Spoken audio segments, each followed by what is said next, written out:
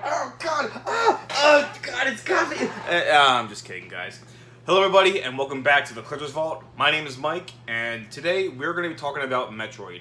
Now, bit of a disclaimer, I understand I have a lot of fans out there who are not like video game and Metroid fans, they're Pokemon, Yu-Gi-Oh fans, because that's what the majority of my content is. However, I do have a few Metroid videos on this channel, but I do want to mention that I want to, kind of migrate all my Metroid and video game videos over to my other channel with my buddy Corey to level with me. It's going to be uploaded to both channels, so if you're watching it on one channel or the other, I'm just giving you a heads up right now. And that being said, I've been working on another Metroid review video for the longest time, but it's been kind of delayed because they had the current health crisis, and I was moving, but I finally got to it, and I just wanted to say, for all my Metroid fans out there, thank you for your patience, and I think it's time to celebrate. So, I got my beer, I got my popcorn, and I got my big screen TV right here. So, we are going to sit back, relax, and watch my latest Metroid review video for Metroid Samus Returns and Metroid AM2R. So, enjoy it, guys. 2016 was a very important year in the world of Nintendo gaming. Pokemon Go was released and sparked a resurgence in the love of the Pokemon franchise. Pokemon Sun and Moon were both released for the popular 3DS. Twilight Princess received an HD port for the Wii U. And we got some other games released that weren't well received. Okay, I take it back. 2016 was somewhat controversial. However, it was also the year that would mark the 30-year anniversary of one of Nintendo's most cherished and oldest franchises. In the year of our Lord 1986, Metroid was released on the Nintendo Entertainment System and brought with it a new genre of non-linear action gameplay. It was also one of the first games to make you move left. So after 30 years and multiple games that are considered to be masterpieces by countless people in the gaming community, Nintendo celebrated with the only way they knew how, with a new Metroid game that only has a cameo of Samus as you play a chibi-style Prime game on the 3DS that supported co-op gameplay. That, unfortunately, no one was happy to see. Okay, let me clarify. Metroid Prime Federation Force is a game that is a victim of being released at the wrong time. It is shocking to think that Nintendo would even consider releasing a game of this style and scope after a 6-year drought of a franchise that was beloved by fans over the entirety of the previous decade, and after the divisive, controversial reception of Metroid Other M. It was a period that made fans think Nintendo felt Metroid was not a series worth investing time and effort into. Why else would they not have a better way to praise the glory of their 30-year-old IP? Samus deserved more than this. That being said, one fan also wanted to praise the glory of Samus with a game he helped develop over the last 10 years. On August 6, 2016, Milton Guasti, also known as Dr. M64, and his team released AM2R, or Another Metroid 2 Remake. AM2R was released as a free download for computers. It was a passion project that gave Metroid 2 Return of Samus the zero-mission treatment that it deserved many years ago. Now, I am not here to reiterate what many other YouTubers have said about AM2R. If you're a Metroid fan, you should have heard about this game and the legacy behind it. I also want to talk about the Metroid that Nintendo released that following year. No, we're not talking about that. Although I wish we could. Ugh, speaking of droughts. Anyway, Nintendo revealed in their 2017 E3 Treehouse event that the 3DS was receiving its own Metroid 2 remake. It was called Metroid Samus Returns. Epic title, right? This game came out of nowhere as Prime 4 was on everyone's mind after the E3 presentation. The Treehouse almost announced it in the most nonchalant way. Some people didn't even know about the game because they stopped watching after the presentation ended. And they simply learned the next day when they were rewatching the E3 presentation. Like, what? There's another Metroid game being developed? What year is it? So it seems now we know that Nintendo wasn't quite fond of the huge project that was AM2R because they were working on a remake themselves. However, this is not a bad thing. It does show that Nintendo does care about their IP. And lucky for us, not only did we receive an incredible fan game that deserves all the praise it has received, but we're also receiving an official new Metroid game to enjoy. The funny thing is, I don't think people realize that Samus Returns was obviously in development for the past couple years. It is foolish to think that Samus Returns was a rebuttal to the release of AM2R from the previous year, and this is why I'm here to talk about both of these games. I don't feel it is necessary to discuss the details of their history and development, but instead I feel it is my job to discuss the similarities and the differences of these two games. It's a battle of the remakes. One fan-made, one official. What I'm hoping for is to not bash one game or the other, and determine if one game is garbage while the other is gold. Personally, both of these games are masterpieces in their own way. With all that said, this is my review of both Metroid Samus Returns from Nintendo and another Metroid 2 remake from Milton Guasti.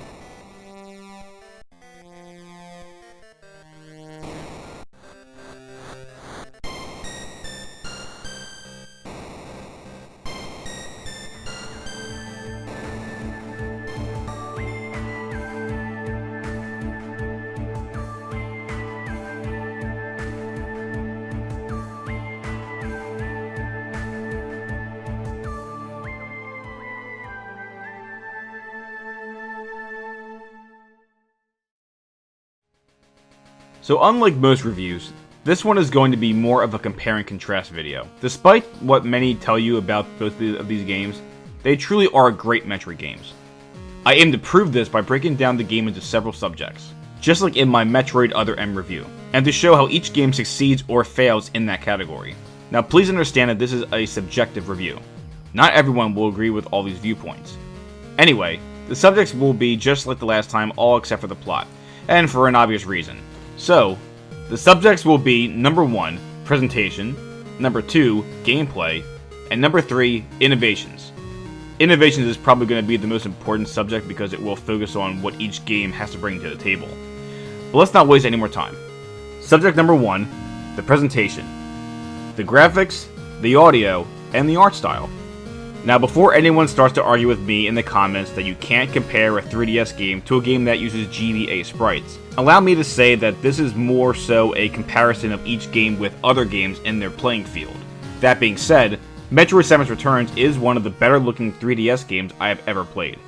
The system's limitations do restrict the game from having a higher resolution and smooth edges, but the graphical detail is overflowing with love and care. Not only does Samus look great, but most enemies in this game feel so alive and have great animation as they patrol the caves of SR388. The Metroids are the star of the show, as they all have great animations and looks. Even the environments are oozing with depth and life. Every room has either moving mechanical components, or fauna in the background going about their day. And the 3D effect, although gimmicky, does wonders to show the scale of each room in this game. It's honestly breathtaking taking a look at some of these waterfalls and these crystal caverns. The soundtrack is another astonishment for Samus Returns. While we have some new pieces of music here and there, the majority of melodies we hear are the covers of classic Metroid music from Metroid 2, as well as other titles. I mean, when you just hear that Magmore Caverns or Lower Norfair theme, it just gets the blood pumping. Metroid 2's music was limited, but it was mainly held back by the limitations of the Game Boy itself. If you actually were to stay on the title screen, you will hear the beauty of this 8-bit game and how it makes you feel so alone on an alien planet.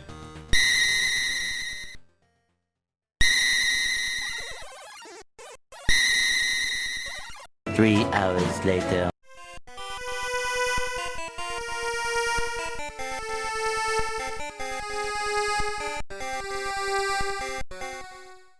You know, I guess minus the certain cave themes that are just bleeps and bloops.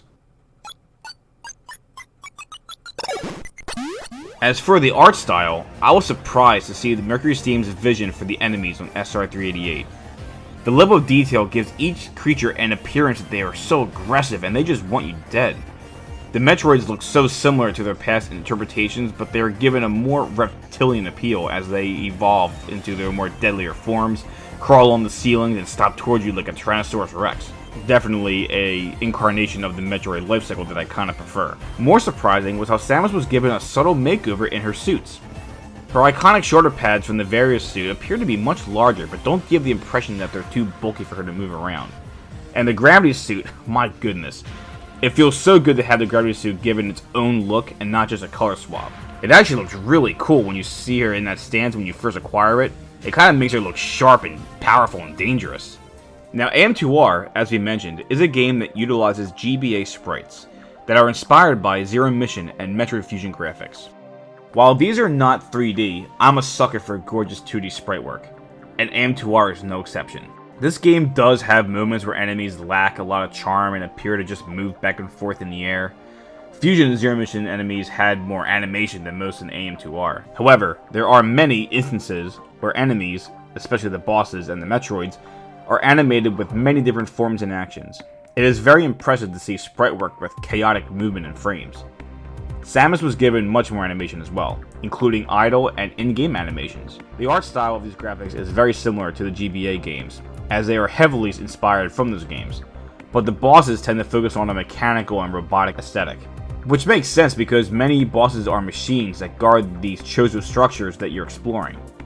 You know what? Now that I mention it, the greatest aesthetic that AM2R brings to the table has got to be how each area, which in the original game were just Chozo temples, have been redesigned as either a utility structure or a manufacturing facility for the Chozo, giving the planet a true sense that an advanced civilization lived here. As we play through this game, we see how many years of absence have led these structures to corrode and break down. And then this ties in so well with the music. What more can I say?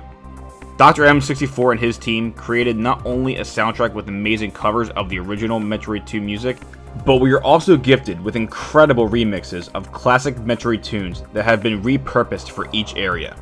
The Hydro Station has an aquatic version of the Brinstar jungle theme from Super Metroid. The Industrial Complex has a mystical yet grungy version of the Temple Grounds from Metroid Prime 2. The tower has 3 different versions of the Magmar Caverns theme, and the Distribution Center, which itself is a brand new area to this game, was given 2 separate themes for itself, and they are just intoxicating to your ears. Milton Guasti, Darren Kerwin, and Torby Brand, I have to salute you guys for creating such incredible songs that I will listen to in my free time for years to come. Subject number 2, the gameplay. The controls, the progression, and playtime. Like any other Metroid game, it is important for each game to feel like you're always in complete control of Samus and shouldn't have any trouble shooting your cannon and navigating the alien worlds. I'm happy to say that both of these games offer some of the best controls in any 2D Metroid game. Samus Returns was released on the 3DS, which has many more buttons than any Game Boy Advance. This gives the player more options to access Samus's arsenal. We also have the stylus and the touchpad for engaging more of Samus's upgrades and features. But the most important update to Samus's control is the inclusion of the analog stick. But by pressing the L button, Samus can go into a standing lock-on stance, where her arm cannon displays a red laser sight, almost like a sniper. And while in this stance, Samus can rotate the analog stick, giving Samus complete 360 degrees of freedom. Once you get the wave beam, this becomes even more useful. But your arm cannon's beam is not the only weapon Samus is packing this time. And nope, not just the missiles. And no, not the grapple beam or the screw attack. The arm cannon itself is now a melee weapon. Alright, well maybe weapon is reaching, but Samus does melee counter with her arm cannon. I guess this could fall under the innovation section, but this falls more in the control column to me. As mentioned earlier, the creatures of SR38 are very aggressive, and can sometimes overwhelm you when they are in greater numbers. So Samus Returns gives you an attack that makes perfect sense. Just let Samus smack them. I mean, if I was getting attacked by a bunch of monsters, I would hit someone with my gun and then shoot them. Although this melee counter is well implemented with great sound and visual cues to indicate when the best time is to use it, it can tend to overstay its welcome because almost every single enemy, but not all, will attack you head on, and the best way to defend yourself is with this counter. So more often than not, you are just countering every enemy in the screen. Now it's fun to counter and kill the enemies, which is good, but if you feel like you want to just run through a room and avoid the enemies, it's not going to happen early in the game. You're really going to take a beating. But this counter does make the Metroid and boss encounters a lot more fun, and there were epic cutscenes mid-battle as well. However, one aspect of Samus's control that is absent is the ability to wall jump using only one wall. That's right, we went back to Metroid Fusion's wall jumping style, where you cannot shift your momentum back to the same wall that you jumped from, which is a bummer, because giving the player that freedom allows for them to play the game at a faster pace if they feel they are ready to do so. But it is understandable to lock that part of the game so developers can have the player intentionally go through the game as they intend. It's almost like they didn't want the players to break the game, And as far as we know, this is a game, much like Metroid Fusion, where sequence breaking is nowhere as simple or possible as Super Metroid or Zero Mission. This allows for the player to progress linearly, but not too linearly, as this game does do one thing right. There are no straight paths. Samus Returns expands each area of SR388 to be massive in comparison to any area from the original. And given that each area is in 3D, it really gives you a great sense of scope in how large these caverns are. However, you are not able to acquire your upgrades in any order. Although there are so many branching pathways that give you the sense of non-linearity, you always end up having to acquire the next specific upgrade in order to progress throughout the game.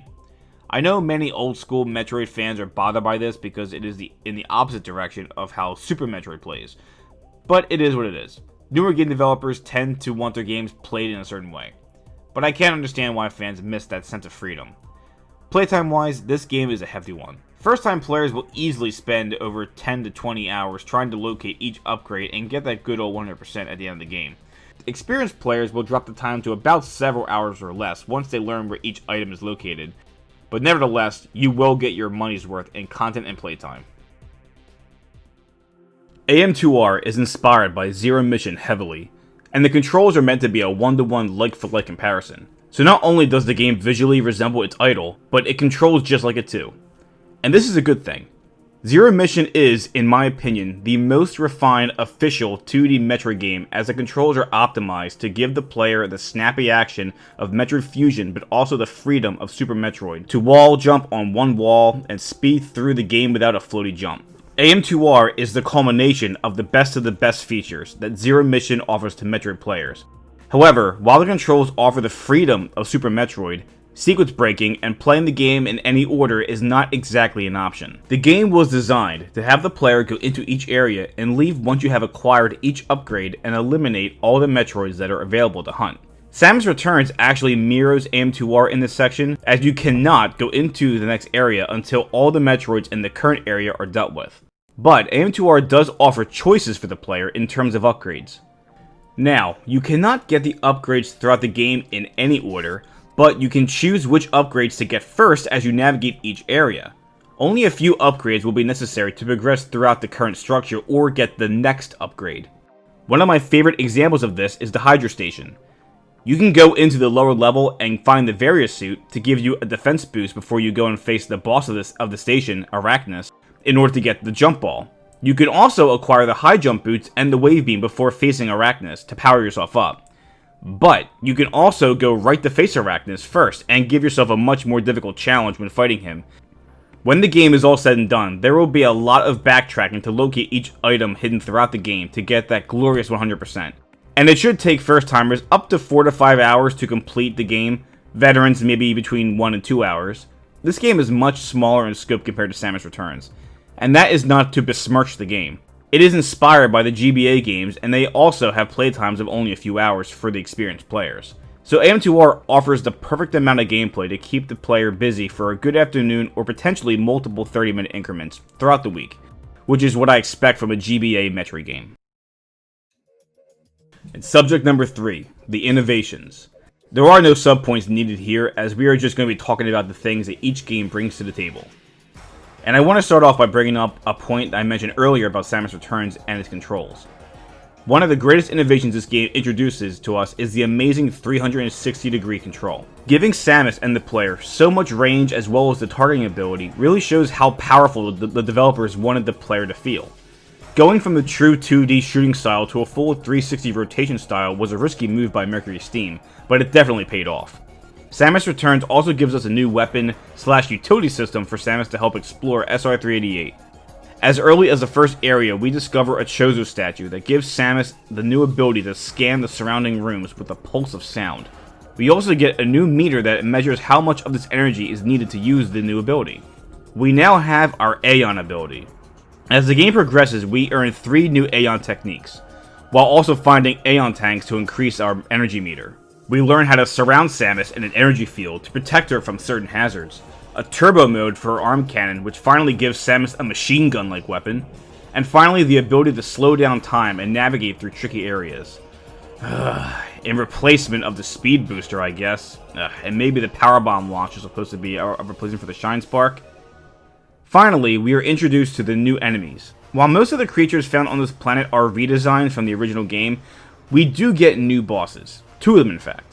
One is a rematch with everyone's favorite purple pterodactyl space pirate dragon, Ridley, looking a lot less metallic and more fleshy. However, the other boss is a brand new behemoth called the Diggernaut, a Chozo mining robot that we encounter throughout the game several times. But when we walk into a specific room toward the end of the game, we are delighted by a heart-pounding and quite challenging boss battle. This was a breath of fresh air since most of the boss-like enemies in this game are just the Metroids. And finally, what is probably the best addition that Samus Returns gives us are the Chozo statues that you might have seen in a lot of my shots. These are actually teleport pads that can allow Samus to fast travel between any teleporter you have previously found. I think I speak for everyone when I say that this is a godsend in any 2D Metroid game, especially one as large as this. The areas in this game are quite large, and backtracking can be quite tedious. But fortunately, these teleport pads are not so abundant where you get the feeling that there's too many of them, but there's just enough to give you that bit of flexibility whenever you need to backtrack without wasting too much time. And now, AM2R also has a lot of innovations that any fan can appreciate. We already mentioned that this game is heavily inspired by Zero Mission, with some features brought over from Metroid Fusion and Super Metroid. One of my favorites being the ability to turn off the upgrades just because you feel like it. And the controls are almost identical to Zero Mission's, while having the controller setup page just like Super Metroid. However, AM2R's controller customization is quite impressive as it truly lets the player control Samus any way that they want. One thing AM2R is lacking is the new upgrades or abilities. This game is a reimagining of Metroid 2 Return of Samus with the Zero Mission makeover, but it's possibly a little too much the same as Zero Mission, as every upgrade we obtain is one of the good old classics, which is great, but there's nothing that will surprise the player when they walk into a room with a Chozo statue and make them think, whoa, what is this upgrade? This is something that Samus Returns fails in as well, but the game has the Aeon abilities, as we mentioned. On the other hand, AM2R does excel in one category, new bosses. Unlike Samus Returns, AM2R gives us boss battles in every area of this cave system. Some of them are some friendly faces from Metroid Fusion, like Ceres and Arachnus, and the others are Chozo mechanisms that guard or protect some of the important areas of the structures. We get a sentry defense system, another Chorizo, but this one has a jetpack like Buzz Lightyear, a weapons testing robot, and a security tank. Just like Samus Returns, the majority of this game's bosses are encounters with the Metroids, as they mature and grow into their deadlier forms. But AM2R definitely does a great job at making each fight a little more challenging each time, as you can tell that the Metroids are growing in between their forms. All in all, both games introduce us to some memorable set pieces that greatly set it apart from the original Game Boy game. Samus Returns does an amazing job at making each area feel different with the various rock formations and Chozo architecture. But AM2R does put Samus Returns to shame when it comes to immersion. As we mentioned earlier in the art style section, this game gives us a scan feature that automatically updates you as you progress throughout the cave systems. And doing so allows us to learn that we are in a particular utility structure that truly feels like this used to be a Chozo society. Each area is not just another temple. We have a water treatment facility, a robot factory, a weapons development building, a geothermal power plant, and the distribution center that links all the buildings together. And before I forget, it's this structure that introduces us to this game's version of fast travel. While not as universal as the teleporters in Samus Returns, the distribution center's TD bank pipes can take Samus from one area to another. Ugh, can you imagine playing that game and remembering you forgot a missile tank back in the first area? Ugh, the horror. And so, in conclusion, here are my final thoughts. We just established that all of the tremendous qualities that each game presents to us. While there are differences, big and small, between these two games, it's easy to see that both are bursting with creativity, charm, and most importantly, passion. Passion from Metroid fans. I consider AM2R to be the definitive fan game, as it is the best game, in my opinion, that is made by fans for fans. The scope of the game is so impressive, and the details make this game burst with care. It's impossible to say that Milton Guasti and his team did not take this seriously. Samus Returns, on the other hand, while not a passion project, it is an official title that is making up for almost 7 years of Metroid absence. Mercury Steam was given the task to give a 26-year-old Game Boy game the makeover that it deserved, and I do believe that they nailed it. It's not a Zero Mission 2, but it's proof that given the right developers that know Metroid and who want to make a game of their own, a treasure can be created. And that is the word that I can use to describe both of these games. Treasure. Both came out within 1 year of each other to give Metroid 2 Return of Samus the love and care that it was owed for too long. They both gave the players two different ways to relive the galaxy's greatest bounty hunter's mission to eradicate the titular monster that has plagued the story for years. And both culminate with satisfying endings to ensure that we accomplished our goal. Whether it be the epic conclusion of a battle with our arch enemy, or a beautiful and calming melody that soothes us as we head home. I made a poll on Facebook asking what the fans of Metroid thought about AM2R and Samus Returns, and I was happy to see that the majority voted that one is not better than the other. Each game has their own merits. While I can't say that these games are perfect, they both demonstrate what a great Metroid game should play like. They both bring a smile to my face whenever I play them, and they both deserve the love and praise as any of the other Metroid games to grace our lives. I give both games 5 out of 5 stars. There will be plenty of people who will argue that one game or both have their problems that make them deserve a lower score, and that is fine. But as a Metroid player for the last 18 years, I can confidently say that these are, to me, good Metroid games. In fact, I will call them great Metroid games. And this is not just me saying this after going about 6 years without a Metroid game. This is by no means settling. These are games that need to be played by fans to truly see the beauty of Metroid Return of Samus, because it's not every day that someone's going to go back and play an old Game Boy game from 1991. However, this will give us the true experience that we needed from that game, and to relive one of the greatest story arcs from the Metroid universe. We can finally see how Samus met that baby Metroid, and we can see how they bonded before leaving the planet of SR-388. And that will perfectly kickstart the story to one of the greatest games of all time, Super Metroid. And maybe I'll hold that story for another video. Now, we just have to sit back and wait for Nintendo to finally give us what we want next. And God, at this point, anything. It has been how many months with these rumors and speculation surfacing, and with what I call the X-Parasite ravaging the Earth, causing this huge health scare, and we still don't have anything for the next 2D Metroid game rumors, or even Prime 4. Man, I have to admit, you guys have no idea how long that video took, and I'm so grateful to finally have it done. Wash it down.